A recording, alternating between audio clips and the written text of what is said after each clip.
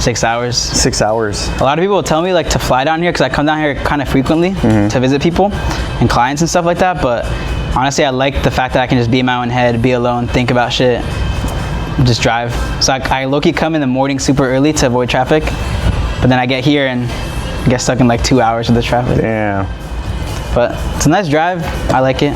Haven't had any bad like experiences so far. That's good. And I get my car to drive around here. How long is the drive? 6. 6 hours?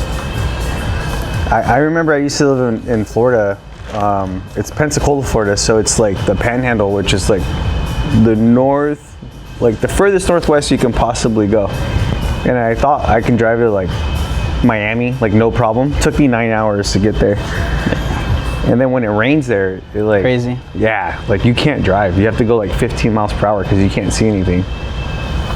Do you like living in Florida? Yeah, it sucked. They had the white parade. They were inviting me to the white parade, and then that's when I moved out. I said, nah, dude, I'm not going to that. Oh yeah, North Florida. It's like Alabama. Yeah. Do you want me to turn off the music? I don't know if I'll let you want to start it off. You can see both of us. Oh yeah. Okay. Cool. Ready? What's up, guys? I'm here with Chris from Advanced Marketers, and basically we're gonna have a casual conversation, just talk about the future of contracting, the future of marketing and contracting, and basically just kind of pick each other's brains. He's more search-based, intent-based marketing. I have my experience in direct response marketing, meta ads, so it's gonna kind of be a very valuable conversation, just talk about marketing, just enjoy the conversation. Yeah. So the first thing I kind of want to talk about is AI, ChatGPT, and the future of ads in the contracting space. I know for me, we have strategic partnerships with different content agencies, shout out Black Collar Marketing, to really be in the front of the future of what we think is content and ads. I think it's going to be the new Google for contractors, right? Be in front of homeowners all the time, frequency. But I'd love to kind of pick your brain. I know you have, can I talk about early access to this? Yeah. I know you have early access to like ChatGPT, marketing and stuff like that. So I want to kind of pick your brain on where you think the future of marketing in the contracting space is going. Yeah. So what we've been seeing is that there's a big change and shift right now with search. Google is trying to hit hard. It's trying to have us find more different search terms because there's just not enough people searching the keywords anymore. And so it's not like it's going down dramatically, but they are seeing a trend. And so what's happening is that we're seeing, we did some research and it looks like AI actually is at an all-time high on search right now. And it just keeps increasing while Google is kind of dropping. And it makes sense, right? And from what we've seen with our customers, so what we started doing was doing our research and finding out how we can get them up there organically. And what we're seeing is a higher close rate when they come in organically. And you got to think of the user journey, right? Everybody, when they're using ChatGPT or whatever AI app, they're trusting what AI says. Yeah. So, and then I even have like my aunt that's using it, and she's never, like, I would never thought in a million years she'd be using like AI. Yeah. And you got to think of like the journey. Like if it's like a floor and I want to restain my floors, I'm going to take a picture and I'm going to show my floors to the AI and I'm going to say what I'm looking for, and it gives me like examples of what I should do and ideas. And then once I find the idea I want and the type of floor I want, then I ask what contractors do it. So the close rate is a lot higher because they've gone from the top, middle, and all the way down to the bottom funnel, and they're ready to buy. That makes so much sense. Yeah. So with ads, that's just going to help us boost that without doing some of that labor-intensive work on the website, labor-intensive work on like the directories and things like that. It's kind of funny that you mentioned that because one of our partner agencies on the real estate media side, they told us yesterday when we were talking with them that one of their agents was found through ChatGPT. Someone searched up who is the best realtor in my market, and that realtor popped up in ChatGPT. So I'm surprised that I wouldn't be surprised if future contractors are going to be found on ChatGPT and what that marketing is going to look like, especially like 1 year from now, people are going to be searching there more than Google. Yeah, like right now, IG and Facebook, like getting creative, it's no longer like something that somebody's it's required now. It's no longer something that I gotta I forget the word I'm thinking about, but it's no longer it's a necessity. 100%. You know, it's a necessity, and if you don't do it, then you're behind, because everybody else is putting content, regardless whether it's good or bad. They're putting content out, and if you're not, then you know you're kind of behind everybody else. And I guess what I'm trying to say is, like 10 years ago, when I talked to contractors, they knew they needed to do Instagram, they knew they needed to do Facebook, but they didn't know how to do it, and it was the unknown. And the people that were taking advantage of it, now they're like big influencers. Yeah, they're big in the space. And so where AI is right now, we were looking at studies. About 96% of contractors are not doing anything, are not ready for AI. There's about, the 4% that are, and those are like PR companies, and they're like franchises. Makes sense. And so there's a big market for it. Like right now is the time to take advantage of it, because later on it's going to get saturated. I got a question for you then on that part. Like, you're going to see a lot of new kids watching YouTube videos coming out with new AI agencies, right? We see that all the time in the marketing space. Like, when contractors understand that they need to be investing in not only content but also AI services, like, I don't have any experience with AI yet, right? Obviously, we're gonna look into it, but on your end, like, what advice do you have for contractors looking at AI services and stuff like that? How do you know if the company's like reputable in that sense? Because it's such a new service to offer, right? Yeah, AI's hard. It's hard to detect, and especially like with like you said, people just starting their agencies out of nowhere. That's been a known thing, right? And some of the common things that you have to ask is, like, obviously, like, what happens when I sign up with you? Do you have any case studies? Are you gonna hold my website if I cancel? Are you gonna hold like my Google page? Are you gonna hold my Facebook page? Those are all the standard things you wanna ask. But you can sniff it out. Like, I would, if somebody knows what they're doing, they're gonna charge for what they're doing. So if you're gonna pay someone like $500 or like $1,000 a month, and it's like a kid, like, you might be getting a good deal, but you also might not be getting anything from it. Because it's hard. They're selling you services and not outcomes. It's air. It's like you don't know what you're getting. Like, you gotta ask, like, what are you doing? 100%. And they need to show proof of what they're doing. So my recommendation is get proof, hard proof, like, what have you done? And give me a 30-day document, and I wanna see links of all the pages you did and why you did it. 100%. And they could do that with AI. They don't need to manually do it anymore. So if they are using AI, they're probably using AI to create those pages, and they can simply use AI to give you that report as well. I have a kind of an off-topic question, because it's going back to your previous point. So, to rank higher on Google organically, is YouTube a method for contractors? Like, if they're making YouTube videos, does that help them rank higher on Google? Absolutely, yeah, absolutely. And even if you add it to your website too, right? If you have a page dedicated for it, and you link that YouTube on your page, it'll help you rank higher. Because Google is like you got to think of it like a spider web, right? All these webs link with each other, and you're building a presence online. And Google has robots or bots that are crawling these different things.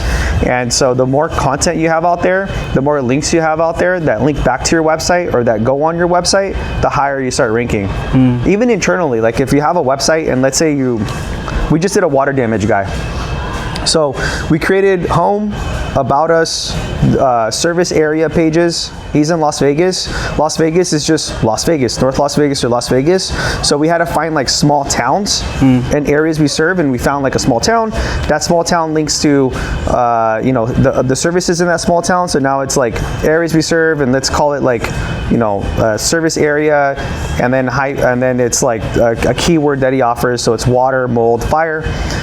On those actual pages, on the water page, you can go deeper into the type of water. So like, you have links in there where you say,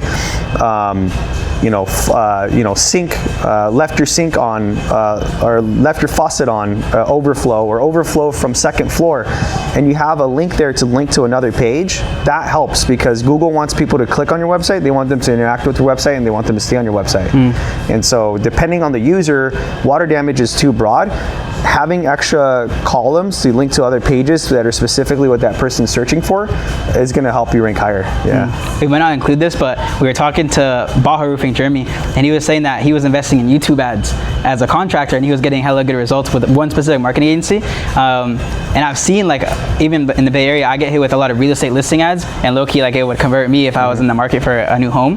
Like, where do you think, like, I don't know if you guys run YouTube ads for contractors, but like, where do you think that is at? Do you think it's like untapped? it could be a moat for specific niches? I think specific niches, I've tried it with, and areas too. Like Arizona, I don't know why. Arizona does not do well for like, the cost per clicks are really high, and the YouTube, the cost per lead is high as well.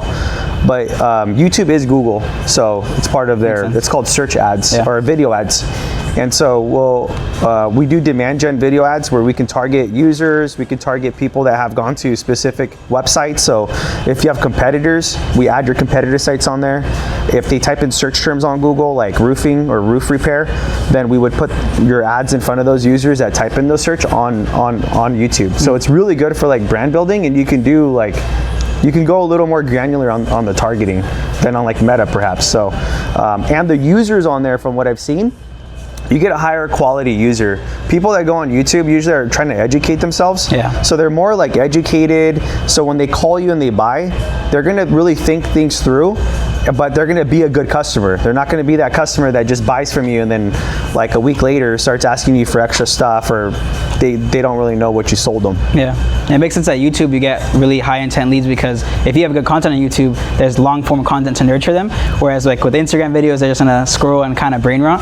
So it makes sense that YouTube is higher intent leads. Yeah. And that's why we're seeing, at least the one person we talked to so far got really good results with it. That's cool. Yeah, I didn't know that. I'm gonna look into that too with some of my clients.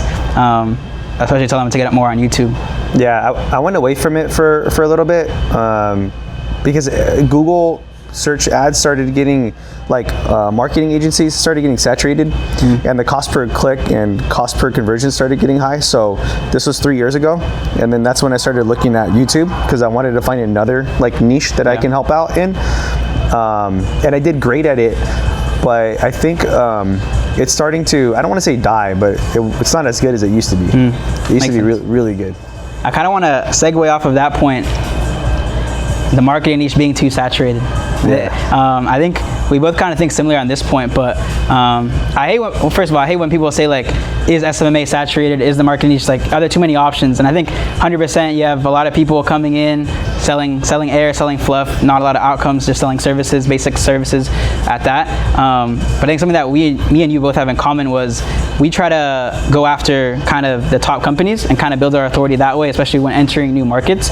And I think that's what helps us separate instead of trying to like work from the bottom of the market and then go the way up.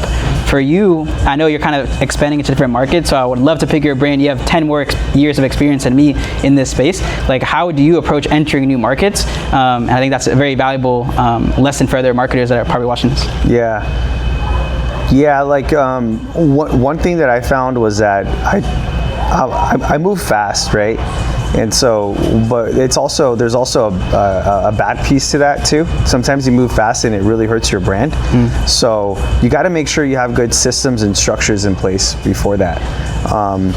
You know, I've talked to people that have started their SMMA and they are brand new, and they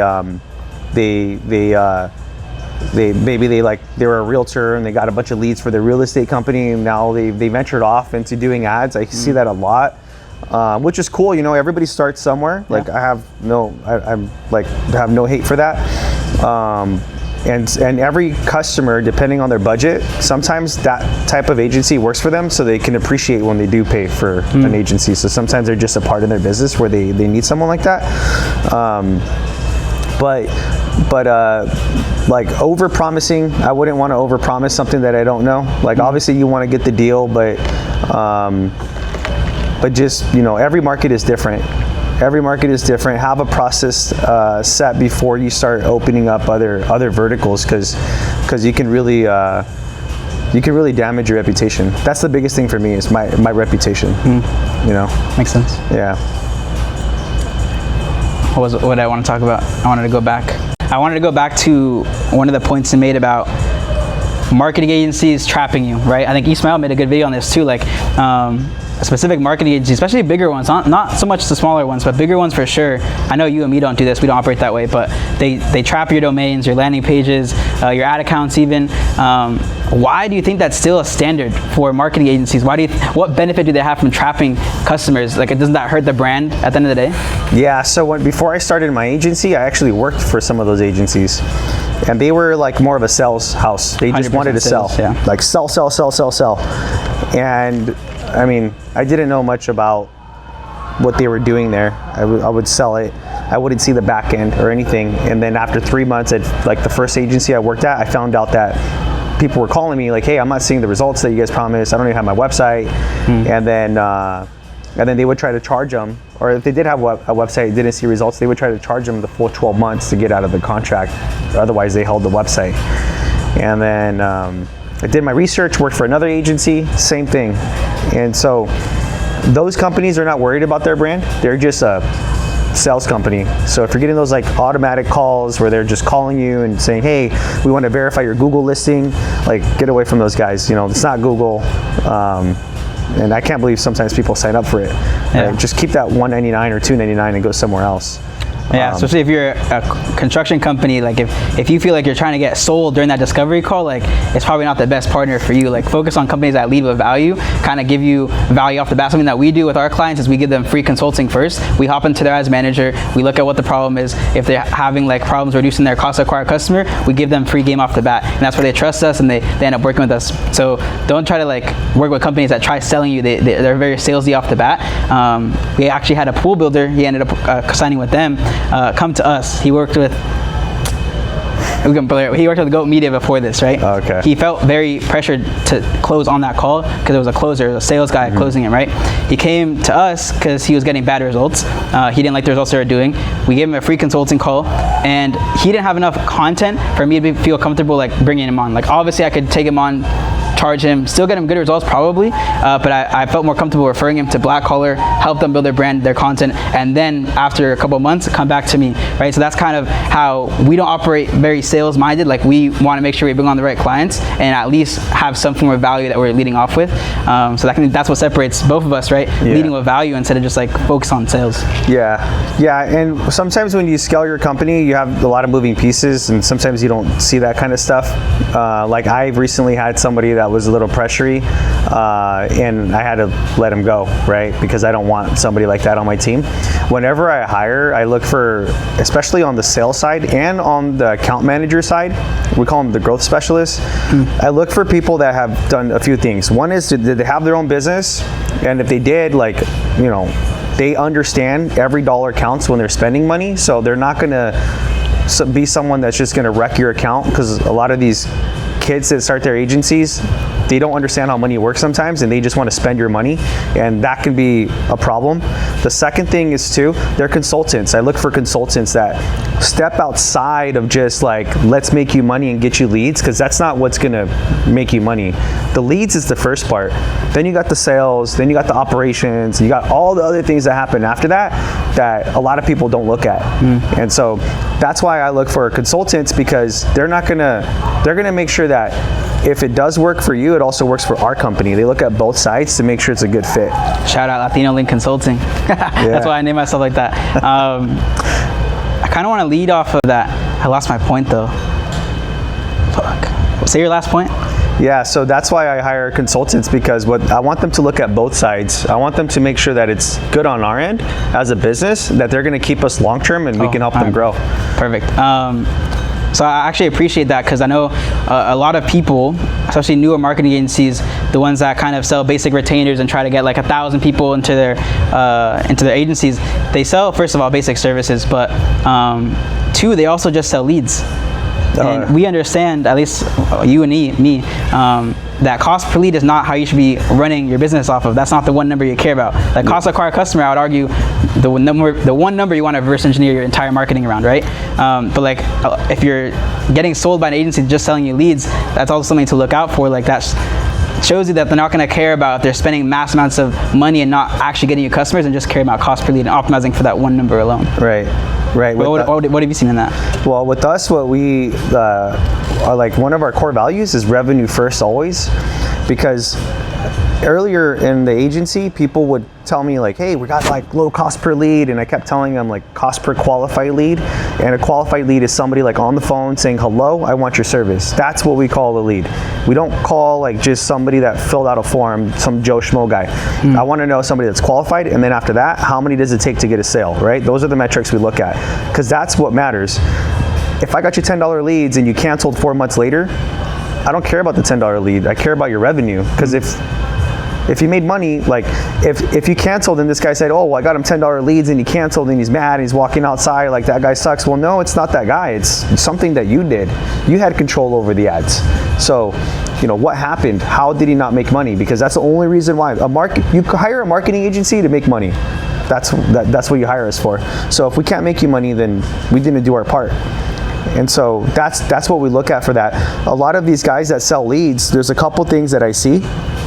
One is that without getting too technical, it's a shared pixel. Basically, they're sharing data with you and 20 other contractors, so you guys are all basically helping each other out, get the leads, which is cool in a way, but you're not building your brand. You know, you're not building you. And a lot of these ads are like very, very cheesy. Copy and paste. Yeah, copy and paste. And some of them actually are like ridiculous offers just to get you the leads. Discount-based, promotional, cheap, yeah. I see one that it was earlier this year, like in January. It said ADU, no payments till 2027. Financing offers. I'm like, are you kidding me? So then I asked like all my ADU guys, they don't know any offer of like no payments for a whole year. And so it's just a BS ad just to get them to fill out the lead form and then get them on the phone and then get their goal of 90 leads or 100 leads or whatever that number is. If I can piggyback off you, something I don't like, I made a YouTube video on this, is if you, especially on Meta, right? That's my background. If you sell cheap offers on Meta, discount, promotional, you're gonna get cheap leads. And ultimately that's gonna help you not close people on the back end. So you might get cheap $10 leads, but you're gonna have a high cost to acquire a customer, and then you're gonna blame me, the marketing agency, for not generating your revenue, like you said, right? So if you're running ads on Meta, just go simple design, build, consultation. If you're like a high ticket service, design, build, consultation. That should be your offer. No discounts, no promotions. If you try using promotion discounts to scale, you're just gonna get cheap leads, and cheap leads are the less intent, the least qualified people you want to be working with. So I just want to piggyback off that point. Yeah, I mean, people just get mad because they're going to be driving an hour or 30 minutes to get to the property, spend another 30, 45 minutes with the owner or the lead, then go back and write up the proposal just to get someone that says, oh no, or just to go I found someone cheaper because of price. Yeah. So it's a big waste of time. And then also having the shared pixel thing, going back to that too, is you're just building the pixel for the agency is really what you're doing. You're just giving him more data where you could be using that money for your brand. You could be using it to make sure that people know who you are. Because what you really want is you want to run an ad where they see your logo, they go to your landing page, they know who you are, and they filled out a form to speak with you, not with, you know, just some random ad that they keep seeing. You want to own your lead and own your market, basically. Yeah. 100%. Yeah. Starting to get like I've been trying to build my creative team for like 6 months. And we say creative team, like what does that mean in the marketing space? Yeah, so like my video team, you know, my video team, and because what I'm seeing right now is that, you know, with AI and everything, I could see like in 2 or 3 years, agencies having a full, like almost like a full AI build, right? There's going to be somebody managing the ads. That's going to be a button pusher, but it's no longer going to be like, you don't need to be super educated, and AI is going to help you run the ads. 100%. But the one thing that you can't change is somebody going there and being creative and filming for you, because a lot of people are going to be using these AI ads and they're all going to look like slop and they're all going to look like the same ad, right? Or the same videos. So that's kind of what I'm trying to build. What do you like? What would you recommend? So I think building off of that, you have a great point. I think Meta, especially like targeting, is not so much relevant. Like maybe for high ticket services, we still have like the income targeting that we use that works very well for us. But on the copywriting side, like that's the most important part of an ad. Like if you have cheap messaging, you're gonna get cheap leads. So I 100% agree with you. Like one, find the right videographer, the creative teams. We only work with people that have experience in real estate media because they tend to have the best results for us on the ad side. But also like we spend a lot of time on the copywriting of the ad. We make sure that every offer, every client, every brand is unique, and we copy and paste like design, build, connotation. That's the same offer we run, but every brand has a unique kind of message, and that's what copywriting is very important for us. And that's why when we run campaigns, we don't do ad set campaigns. We normally just do CBOs, but that's more of a technical term. But yeah, copywriting, if you're in the ad space, like focus more on the copywriting, on the scale of the copywriting. That's going to help your ads perform a lot better than just targeting, which is not really as relevant that we're seeing so much on Meta right now. That's cool. And from what I understand, I mean, you're doing just more higher end, right? Construction, or yeah, mostly like ADUs, couple roofing, but we like high ticket construction services. Not really like plumbers and stuff like that. We kind of specialize in those high ticket luxury markets. Yeah. What do you see like works well for those type of markets? On the ad side, so we made a video on this on Instagram. Our strategy is very simple. We're very transparent with this because we want everyone to kind of use this. It's 2 offer-based ads, 2 tour-based ads. So offer-based ads, so I'll give you an example. If you're an ADU company, right, you have, should I give this away? I don't know if I want to give this away. Probably not. Yeah, okay. So basically what we do is we have 2 offer-based ads and then 2 tour ads. So I'll start with the tour ads. Tour ads basically treat it like a real estate listing media. If you're an ADU company, right, and you just finished an ADU, you want to go showcase your standards, your high quality finishes, the completed project, because you want the homeowner to ultimately see what it's going to look like to work with you. So a tour ad is very simple. You say, hey, homeowners in XYZ market, Long Beach and Lakewood, we just completed this 400, 800, 1,200 square foot ADU. Let's take you in for a tour. Here's our kitchen, here's the bathroom, touching your standards, your high quality finishes. Really make sure that you touch on every detail that makes you separate or stand out from other people in that market, right? So tour ads, best converting ads for us across those niches. Also, we do offer-based ads. So the best way to start smart and invest in an ADU is with a free design build consultation, or we don't even say the word free. Design build consultation is what works for us.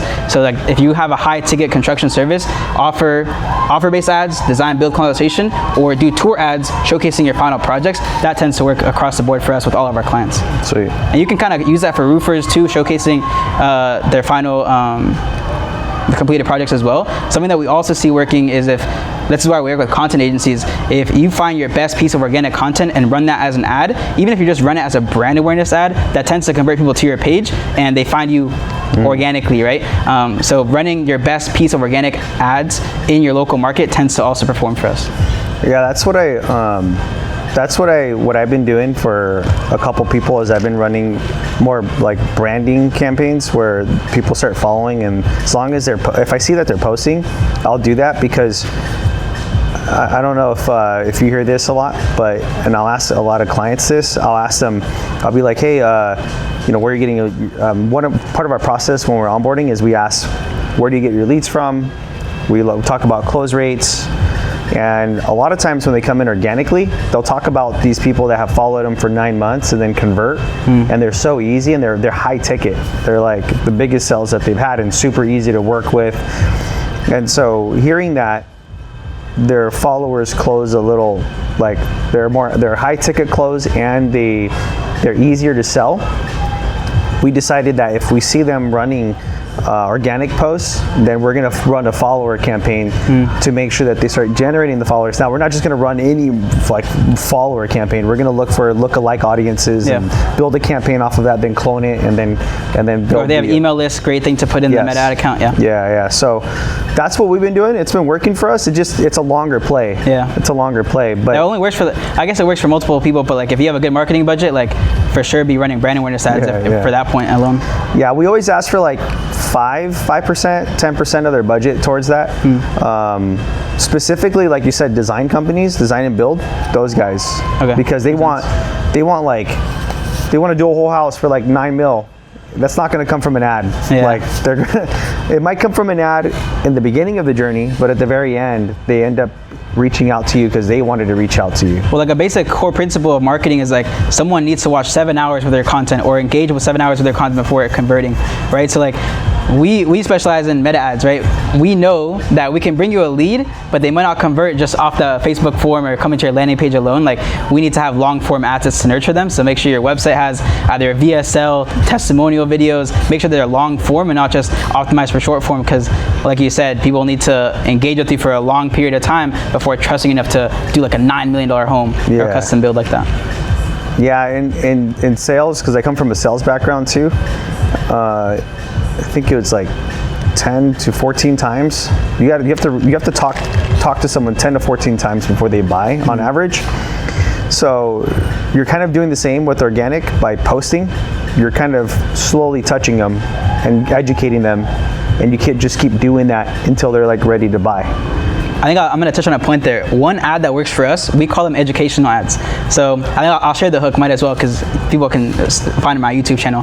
Basically what we say is, if you are in the market, I'll use the actual hook. So if you are, I need to figure it out. If you are currently thinking about investing in a garage conversion or ADU, the best way to start smart is with the design build consultation. So we kind of use educational hooks that work very well for us, because that builds trust off the bat. You're not sales or pushy. You're not offering discounts and promotions. So I do agree with you. When you lead with education, with valuable content, that tends to build trust a lot faster, especially with direct to response campaigns. That works across the board for us as well. Yeah, you want people reaching out to you to buy versus you trying to sell them. And that's the same thing with marketing. Buy from someone that you trust, that you've seen their work, you've seen what they can do, or maybe they're educating and they're showing what they can do. That's something I'd really look for when trying to go with the marketing agency. 100%. I really have one final point I want to touch, and it's closing, sales. So we are marketing agencies, right? I don't know if you offer appointment setting in your process. I don't offer that service. Something that we see across the board is the contractors, especially, their number one complaint is we can't close leads from Meta. And the reason for that is because a lot of contractors today, they have optimized their sales process for organic and referrals. So those people tend to close at 50 to 79%. Meta industry standard is like 10, 15%, 25%, 21% if you're like hella good, right? So something that we tell contractors that we work with, especially when they have no experience running Meta ads, but they're like big companies still, right? Is you have to find ways to build urgency. And I made a YouTube video as well. I'll link it in the description. There's only two ways to really build urgency. One is by making them trust you more through your content. So posting every day, showing what you're actually doing. Today we're starting this kitchen remodel. Today we're doing this. So they show your actual process of what it's like working with you. Best organic content is like posting consultations you're having with homeowners, your design consultations, your assessments of their properties before they even build anything, right? Lead with value and show that content. The other way to build urgency is really, oh shit, what's the other way? Fuck, I'm blanking. For the, yeah. Fuck, hold on, it's coming to me. I should have refreshed my YouTube videos on this. The second way to build urgency is if you have let's say we bring you 50, 100 leads, right? Another way that we've seen some clients do this is you need to build urgency in your sales process. So what that can look like is if you have an email list of 100 people that never converted, you send out the estimate, you send out the bid, but they haven't really followed through. Sometimes your sales process for higher ticket services, it's gonna be a little longer, right, for people to really move forward with you. So one, follow-up is very important. Your follow-up game has to be strong. It can't be really pushy. You have to keep leading with value, right? But we've seen this work for some contractors, where you say, hey, one of our projects got moved to upper date. We are currently looking to fill that spot. We are offering a 3 to 5% discount on that high ticket service if you move forward with us.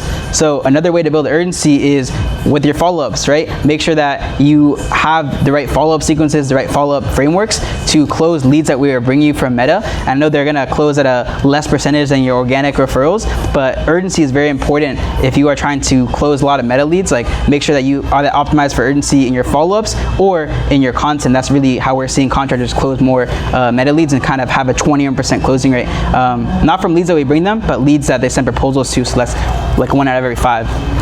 Yeah, and what I'm seeing too is, I agree with you, the 10, because we're running Meta too, but it's 10 to 25%, somewhere around there, depending on the industry too. Yeah, 100%. Landscapers do pretty well. Like, well, specific type of landscaping, like concrete is like easy to get. Those like aesthetic ones, you know, like the outdoor remodels. Yeah, like, because a lot of these people buy their houses and they want concrete, so they're just trying to figure out who to go with, and it's easy to price out concrete. But it depends. So a couple things actually, because we'll take clients sometimes that don't have like a very good brand. You do it with very good branding already, so like you get like you set them up really good. With us, depending on what they offer, sometimes they don't have a brand on their like Meta page, or maybe they have video pages. They have videos. It's just not like it's just videos that they posted themselves. but you got to think of like the user journey and what you're charging. So low ticket offers, like, you know, 20K concrete job, you can close that pretty easily at the house. You can send the proposal. You can use that same framework. It's a little easier because it's a lower, you're not really charging as much. Yeah. But once you get to like that 60, 90, 100K range, you got to change your whole structure for your sales process. And what we're seeing is that, you know, before, if clients have never ran ads before and they go through that organic sales process that they've had, they're used to going to the house, shaking the hand, going back home, and then sending the proposal and sending a quick email, hey, you know, check your email, I sent you a proposal, and then not doing anything after that. Yeah. And then the person just calls them back and like, hey, I'm ready to go. These people are not married to you when they're filling out lead forms on ads. Like, they're shopping around. Yeah. So you got to make sure that you change that. Yeah. So what we tell them is we kind of educate them a little bit and say, hey, look, it's not going to be the same thing, because on our sales process, we ask them how they get their leads and their sales process. We go through all of that. So we're aware of what to tell them for the growth specialists. So what we tell them is, like, we got to get that person on the phone before you send the proposal. So call them up, or when you're at the house, say, hey, we have Thursday available. I have 1 o'clock and 3. When can you and your husband hop on a Zoom call? If they can't do a Zoom call, phone call. Call them before you send the proposal. Then send a link and say, hey, that link isn't working for everybody. I just want to make sure it works for you. Now they have it up. They have your attention. They're looking at the proposal. And now you can go through all the items and explain what everything is. Yeah. Because what happens is, if you don't do that, the only thing they're going to determine off of you and the next person is the price. 100%. What is at the bottom, right? They don't know what you're doing differently. And by you going through everything and they start saying they got another quote, then you can ask them, okay, well, can I see that quote so I can compare? Like, what are you comparing me with? Because all you're doing is you're not selling them. Don't think you're trying to close them. You're just educating them. Just like how we were talking about with education and organic posting. And sometimes if you're just going off of price, then you better have good organic content, because that's going to help you close. 100%. Right? You want to make sure you share your IG page or your Facebook page. Don't give them a portfolio that you have with like a PDF doc. Like, have them, your business page is your portfolio. So you make sure that they go on there and they follow you. I'll add something to that too. I 100% agree. When contractors walk their homeowners through the proposals, one, it separates you because it shows like, oh, this guy's the expert. He's taking the time to nurture me and not just like sell me and give me a price. But more importantly, if someone bids you lower, which happens a lot in the contracting space, you can say, okay, I think the reason they bid you lower is because they're gonna have change orders, they're gonna do work cheaper, or they're gonna hire subs, and like they're not gonna have that all in one team. Yeah. So if you walk them line by line, you can kind of show, okay, they might be cheaper, but here's why. And that's because, like you said, you're leading with value, you're educating them, and ultimately homeowners appreciate that, and actually has a lot higher closing rate if you walk them through their actual deliverables and scope of work. Yeah, because they're investing in their home. They're going to live there forever. They want to make sure that they go with the right person, but they also want to save the most as well. Yeah. And when you're in the 90K range, like, that's a lot of money for them to just give you off of an ad. So you have to make sure that you're educating them too and letting them know, like, well, is that person licensed, or are they using general contracting work? Oh, that invoice that he gave you doesn't include this line item I have. That's like an extra 5K. So 100%. those are definitely things that you're doing. And a lot of the people, they say like, oh, I don't want to sell them, I'm not a pushy guy. It's not being a pushy guy. It's just, you're just telling them what you're trying to charge them. Right? But if you can measure and you can give them a price at the house, like if it's concrete, if it's flooring, if it's like roofing, if it's plumbing, like those are supreme. Like, you don't want to let that client go. You want to try to get the service right there. That's a good point. Yeah, like junk removal is one that we're been kind of playing with a little bit. It's a low ticket offer, but everybody doesn't, like, people don't want to pay to get their junk removed, and there's all these junk removal guys that are just trying to underbid each other. So what we found is that we actually don't give price over the phone. We try to have what we look for is urgency, because if they want urgency, they don't care about price. Their thing is not, I want it it's not that they want to pay to get it out. It's that they want it out today because they're moving out, or they need to do something. They need to be out by the end of the day. So if you can go to the house without price, and by the time you're there, you're already speaking to them. Your closing rate skyrockets. How do you? I don't know how involved you are on the meta side for your own business, but like, how do you qualify for urgency? Like, besides asking a simple question, when are you looking to get started, ASAP, 1 to 2 weeks? Like, how else can you qualify besides appointment setting, like in the actual funnel? Urgency is Google. Yeah, I haven't been able to do it with Meta. I agree. Because we have, same day. Emergency is another keyword.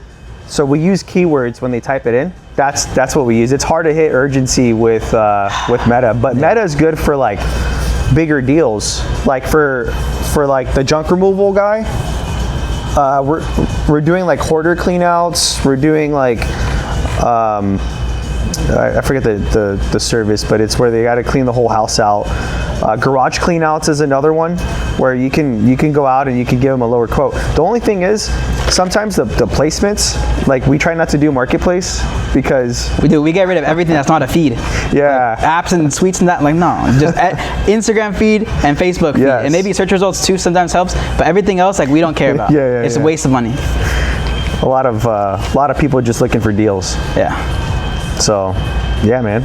Was there anything else? I think honestly, bro, that's about it for me. So I appreciate your time, brother. Likewise, if you guys are in the construction space, advanced marketers, they're the GOAT. If you're looking for someone to help you with meta ads, reach out to us. We lead with value. We give you free consultations. If you're struggling with a high cost to acquire a customer, we give you free consultations. We hop into your ads manager and we help you figure out what's going on before we even try to sell you. So that's it for the video, guys. We'll catch you in the next one. Hasta luego. Honestly, I'm gonna embarrass myself if I try shooting, so. Me too, bro. Honestly, what about that couch? Yeah, we can do the couch. This is for the raffle. We have these raffles where we give like free service, and we'll use this.